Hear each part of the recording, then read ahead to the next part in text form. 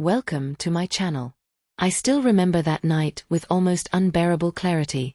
The kind of night that clings to your memory not because it was special in a pleasant way, but because it smashed your life into 1,000 pieces and then handed you the tools to rebuild it differently. It was a Friday, and my friend Tom, of course, had convinced me to come to one of Maxwell Hart's parties. Maxwell Hart, the billionaire whose name was whispered in every financial and social circle, whose wealth was only matched by his ego. I had no business being there. I'm not the kind of person who mingles with people who wear bespoke suits like armor and smile like they own the world. But Tom was insistent. "Come on, it'll be fun," he said. "You need to live a little."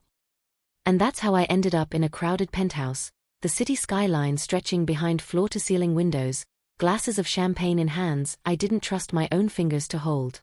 The music throbbed in my chest, making my heart beat faster than I could manage. I stuck close to Tom at first, laughing at jokes I didn't understand and nodding at people whose names I couldn't remember. Then he appeared. Maxwell Hart. And the room felt different, smaller somehow, as if all the air had been sucked out and only he could breathe. I caught sight of him from across the room. Tall, impeccably dressed, hair slicked back perfectly, a smile that made you feel simultaneously noticed and exposed. I tried to look away. I really did. But his eyes found me anyway. And then he was walking toward me, slow, deliberate, like a predator circling its prey. I swallowed hard. My palms were suddenly slick, my knees a little weak. "You," he said, stopping in front of me. His voice wasn't loud, but it cut through the music like a blade. "Yes, you." I blinked. "Me?" He raised an eyebrow, and that small movement somehow carried more power than I thought humanly possible. "You look ordinary. I mean, really ordinary. And yet," he tilted his head, as if contemplating me like a puzzle he might enjoy breaking. "I think you could be more." I laughed nervously, the kind of laugh that people give when they're terrified but trying to mask it. Thanks, I guess." He smiled. That grin. It made my stomach twist. "I propose a bet," he said, almost casually, as if proposing a game of chess, not a challenge that would uproot everything I knew about myself. "I bet that by tomorrow night, I could turn you into the most elegant, feminine, and attention-commanding woman in this room. Skirt, heels, makeup, the works. And if I succeed," he leaned in, and I caught the scent of expensive cologne, sharp and intoxicating. "You will obey me for a week. No questions, no arguments. Just follow my lead." I froze. My mind went blank. I could hear my own heartbeat hammering in my ears. The laughter of the people around us faded to a low hum. My throat felt tight, my voice caught somewhere between incredulity and panic. "You're joking, right?" I managed finally. Maxwell's grin widened. "Do I look like I joke?" The silence stretched. I could feel Tom nudging me, whispering encouragement, or maybe it was more like pressure. "Come on, man. It's just a bet. Say yes. Live a little." And somehow, in a moment that now seems both stupid and inevitable, I did. I said yes. I shook hands with Maxwell Hart. I agreed to a week of whatever twisted game he had planned. The room erupted around me again, people laughing, talking, sipping their drinks, and I stood there frozen, my mind spinning with a mix of dread and disbelief. What had I just agreed to? I barely knew this man. I barely knew what I was getting into. And yet, a tiny, stubborn spark in me, the part of me that craves thrill, curiosity, and the unknown, quivered with anticipation. The next morning, I woke to find a package at my doorstep. It was sleek, minimalistic, with no return address, but I knew immediately whose it was. Inside, neatly folded and smelling faintly of perfume, were a skirt, a blouse, stockings, and a pair of heels that looked like they belonged in a fashion magazine, not my life. Along with it, a note in Maxwell's unmistakable handwriting: "Your transformation begins now. Dress. Look in the mirror. Then decide if you dare step into the challenge." I stared at it for what felt like hours. My hands shook as I picked up the skirt, tracing the silky fabric, the soft folds that whispered promises of change. My heart pounded in my chest. What kind of man sends a box like this? What kind of bet had I gotten myself into? I changed in my bedroom, each movement deliberate, hesitant. The fabric of the blouse clung to me in ways I wasn't used to. The skirt hugged my hips, tight but forgiving. The stockings slid up my legs, smooth and cool. And then, the shoes. Heels. High, intimidating, beautiful. I slipped my feet in, and immediately felt my posture shift. My body straightened, my hips tilted, my movements took on a rhythm that was foreign but not unpleasant. And then I saw her. Not me. Not the guy who had fallen asleep the night before on a worn-out couch. But a version of me that was delicate, nervous, and somehow beautiful. I stumbled backward, gripping the dresser for support. My reflection was foreign, yes, but it also stirred something in me that I had never known existed. Fear, yes. Embarrassment, absolutely. But also, excitement. A thrill that made my stomach twist and my pulse race. I couldn't look away. Every glance revealed new details: the gentle curve of my shoulders, the soft contour of my face, the way the skirt swayed with every tiny movement. I practiced walking across the room, taking careful steps, heels clicking against the hardwood. Each sway, each hesitation, each wobble was a revelation. And with every step, I felt more exposed, more vulnerable, and yet, more alive than I had in years. Maxwell had warned me about the public test, but the private one, the one in front of the mirror, was far more intense. Here, I had no armor. No confident smile to mask my fear. No crowd to distract me. Just me. And the reflection staring back, challenging me, daring me to take the next step. That evening, I ventured out under Maxwell's instruction, stepping onto the streets with my skirt swaying, my heels clicking, my hands trembling. People stared. Of course they stared. I could feel their eyes tracing me, judging me, analyzing every movement. And for the first time, I felt a heady mixture of fear and exhilaration. I was exposed, yes. But I was also commanding attention in a way I had never experienced. By the time I returned home, my legs were sore, my feet blistered, my heart racing. But as I collapsed onto my bed, I realized something profound. The bet was no longer just a game.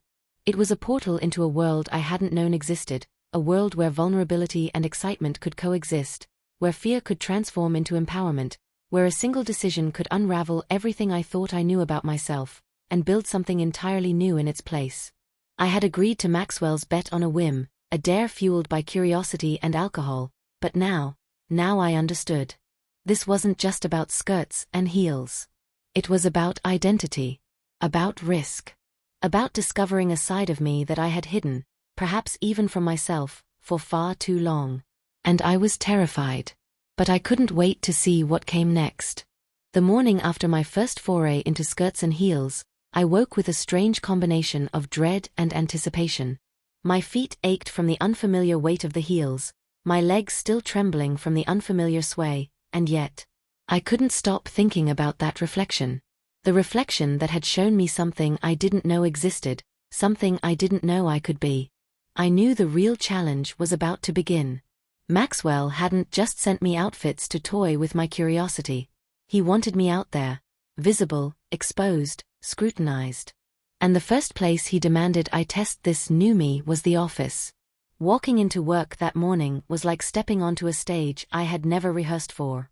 My co-workers, oblivious at first, soon began to notice the subtle difference. The way my blouse clung to me differently, the way my skirt swayed with each step, the delicate rhythm of my heels clicking against the floor. Whispers followed me down the hall, soft but impossible to ignore. "Is that him?" I overheard someone mutter. My stomach twisted. My face burned. I wanted to vanish, to slip under my desk and disappear. But I couldn't. Not yet. Maxwell's voice echoed in my mind. Good. Let them stare. I tried to focus on work, on pretending that everything was normal. But normal didn't exist anymore. Every glance from a colleague, every accidental meeting with a client became a test of composure.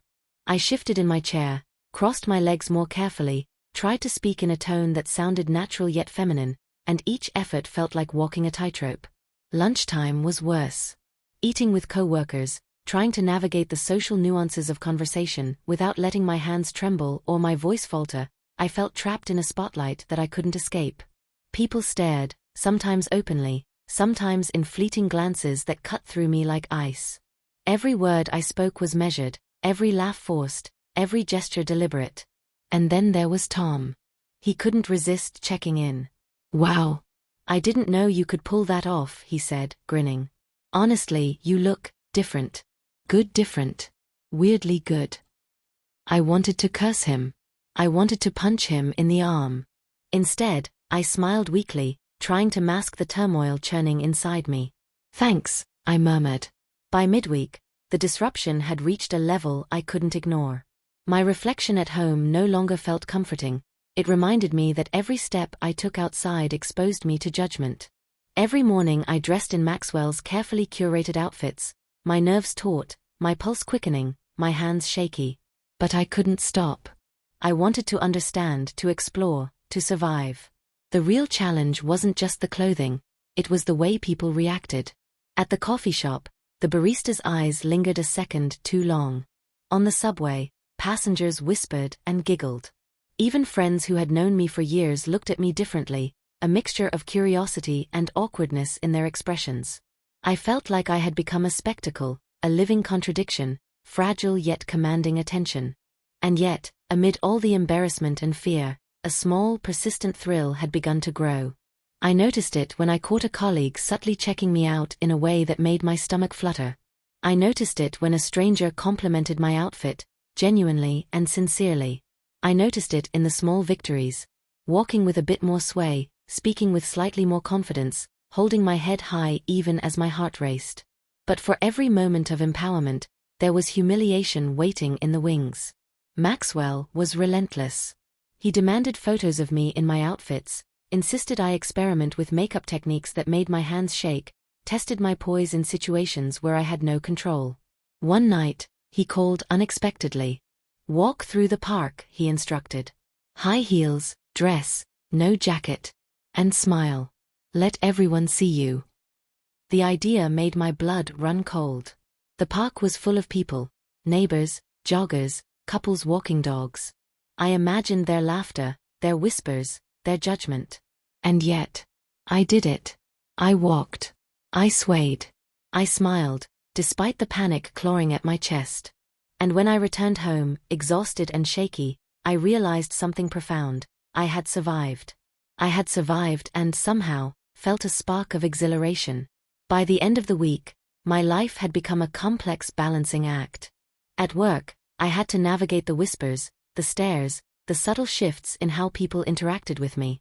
At home, I experimented with the outfits and makeup Maxwell sent, learning to manipulate my reflection, my voice, my posture, until I felt more like myself than I had in years. And everywhere in between, there was the constant hum of tension, the thrilling fear that at any moment, I might fail, embarrass myself, or worse, disappoint Maxwell. I began keeping a private journal, a secret space to pour out my fears, my curiosities, my desires. I wrote about the way the skirt hugged my hips, the way the blouse felt against my skin, the strange pride I felt when a stranger complimented my appearance. I wrote about the fear, the embarrassment, the self-consciousness. I wrote about the thrill, the excitement, the empowerment. And slowly, through the pages of that journal, I began to see a pattern. This disruption, terrifying as it was changing me. Not just my appearance, but my perspective, my confidence, my understanding of myself. I was learning to inhabit a space that I had always feared, a space where attention and scrutiny weren't enemies but tools, a space where vulnerability could be transformed into power. Even my relationships shifted.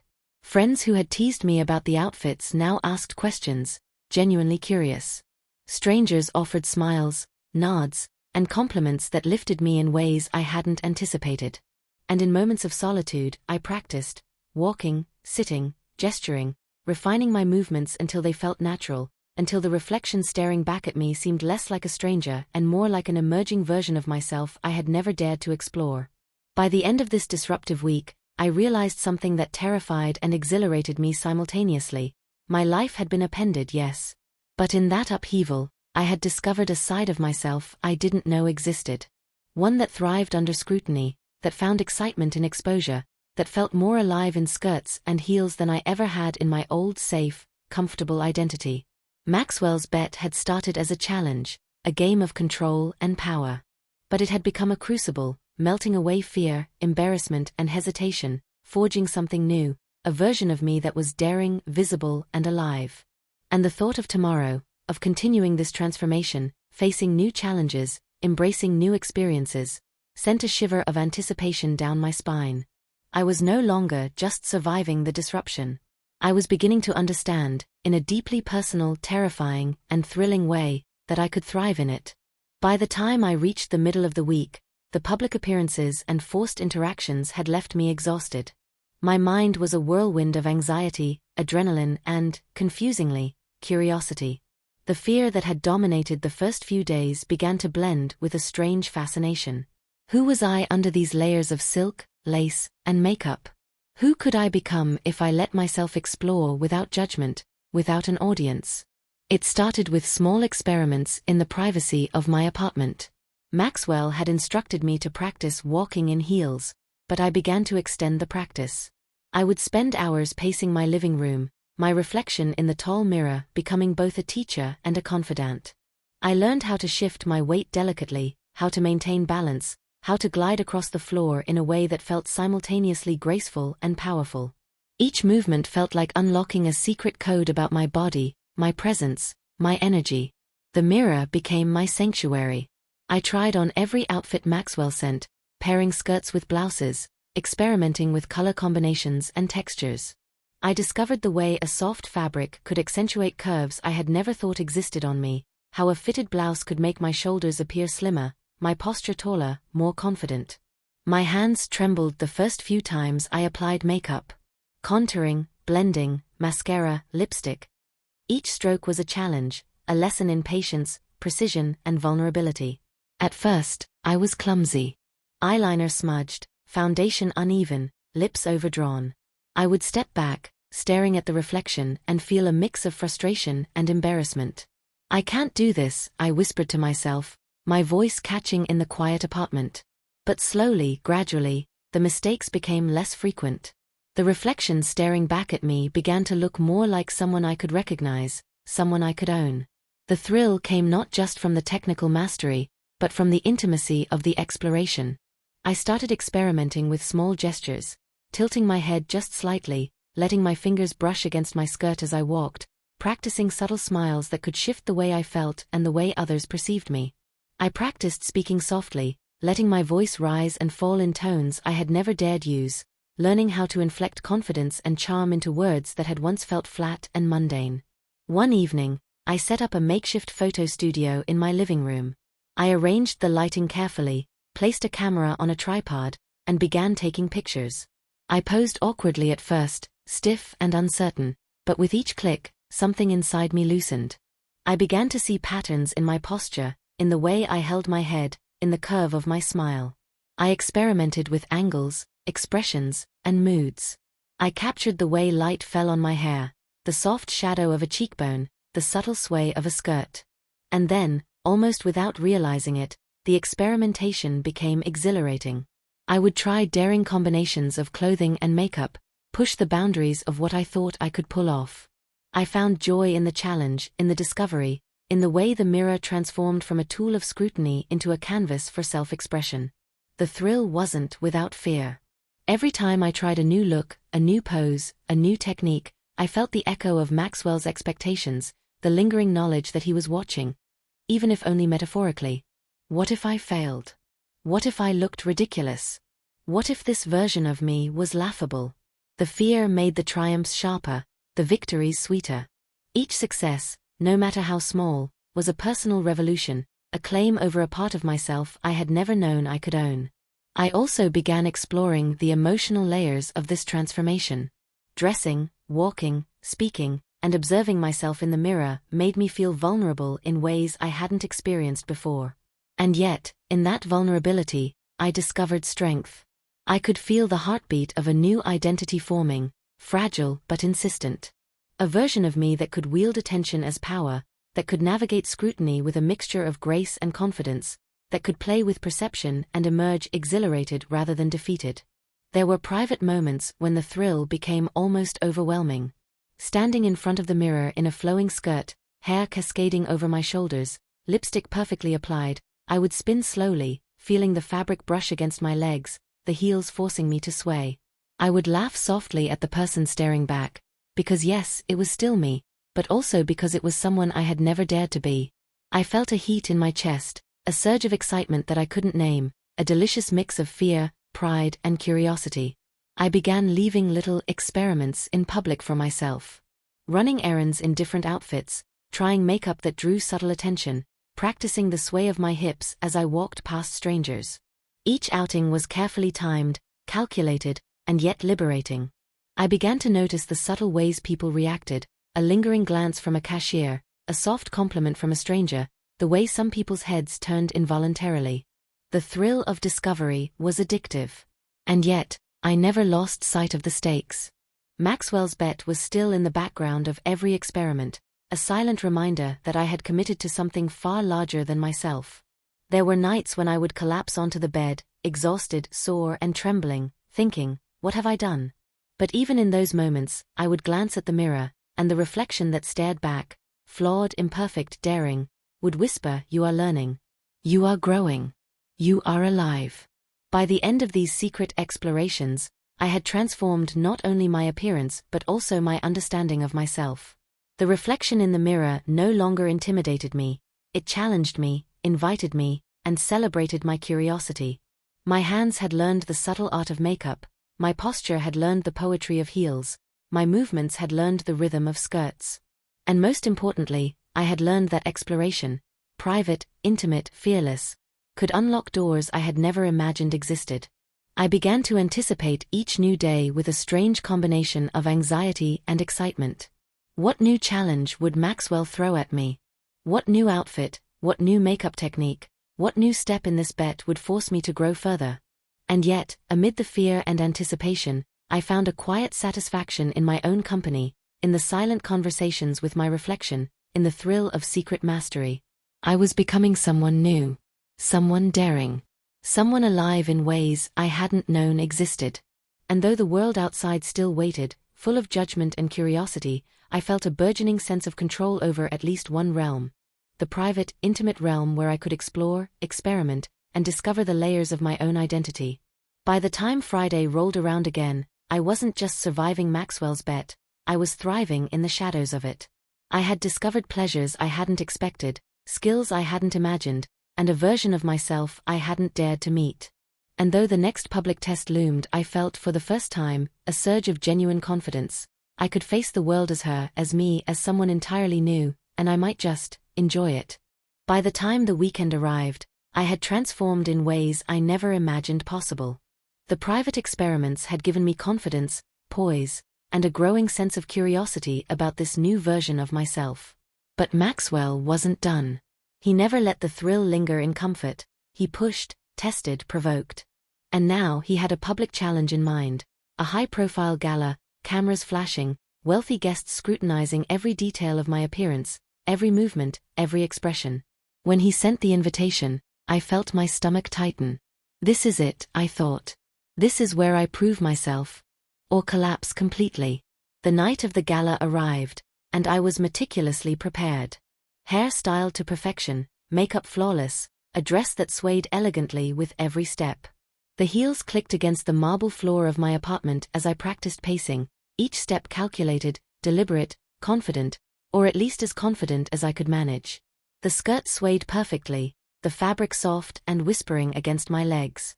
My reflection in the mirror was no longer a stranger, it was a promise of the person I had become over the past week. Maxwell arrived shortly before the event. His grin was infuriating, knowing, almost cruel. Tonight, he said, you walk into the world as her. No hesitation, no doubt.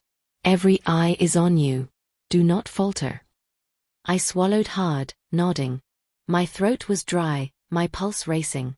But beneath the fear, a spark of exhilaration flickered. I wasn't just obeying, I was stepping into power I hadn't known I possessed. Arriving at the gala was surreal. The room glittered with chandeliers, the murmur of wealthy conversations filling the space. Cameras flashed incessantly, capturing moments that I felt certain would be dissected and analyzed. I felt every pair of eyes upon me, some curious, some judgmental, some admiring. And I walked. Every step was a revelation. The heels forced me to adjust my balance, the dress moved with me, the fabric brushing against my thighs in a rhythm that made me acutely aware of my presence. I smiled when people looked, laughed when they addressed me, and with each passing moment, I realized something extraordinary. I wasn't afraid anymore. Not really. I was alive, dazzlingly, unapologetically alive. Maxwell watched from across the room, arms crossed, a satisfied smirk playing on his lips. I caught his eyes for a moment, and I understood. The bet had begun as a test of obedience and embarrassment. But now it was about transformation, about mastery, about discovering a version of myself I hadn't dared to acknowledge. Then came the confrontation. A colleague, someone I had known for years, approached me, her smile tight, eyes sharp. I didn't expect to see you like this, she said, voice laced with curiosity and judgment. Are you really you? I paused, feeling the tension spike. My mind raced. Do I retreat into old identities, apologize, explain, hide? Or do I step fully into this new persona I had worked so hard to cultivate? And in that moment, I made a choice. Yes, I said, voice steady, eyes meeting hers without flinching. This is me. Right now. And I'm learning who I can be. Her eyebrows rose, and for a fleeting second, I saw disbelief. But then, surprisingly, a soft smile appeared. Well, you look incredible. The relief was instant, intoxicating. I realized that the world might stare, judge, or question, but my confidence, my ownership of my identity, could shape their perception as much as it shaped mine. As the evening progressed, I mingled with guests, navigated conversations, laughed at jokes, and carried myself with a poise that was entirely new. The thrill of public exposure no longer terrified me, it energized me. Every glance, every whisper, every camera flash became a tool, a challenge, a spark that lit the fire of empowerment inside me. By the end of the gala, I had faced not only the scrutiny of the world but also the doubts within myself. I had walked through fear, embarrassment, and curiosity, and emerged with a newfound sense of strength. Maxwell approached me one last time, his expression inscrutable. You've passed, he said simply. But it wasn't about passing a bet anymore. It never had been. It was about discovering a version of myself that was daring, confident, and alive in ways I had never known. It was about embracing vulnerability as power, exposure as liberation, curiosity as strength. The days that followed were different. I continued to wear skirts and heels, to experiment with makeup and fashion, but now it wasn't about obedience or fear, it was about choice. I had learned to navigate the world in a new way, to inhabit a persona that was mine to control, mine to explore, mine to express. I reflected often on the journey. From the initial shock of Maxwell's bet, through the fearful days of public scrutiny, to the intimate explorations in my apartment, and finally to the gala confrontation, I had grown in ways I hadn't anticipated. I had discovered strength in vulnerability, power in exposure, confidence in experimentation, and exhilaration in authenticity. Maxwell's bet had started as a challenge, but it became a catalyst. A catalyst for transformation, for growth, for self-discovery. I wasn't just living in skirts, I was thriving, evolving, and embracing a version of myself I had never dared to imagine. And for the first time in my life, I realized, fear had been the doorway, curiosity the key, and empowerment the reward.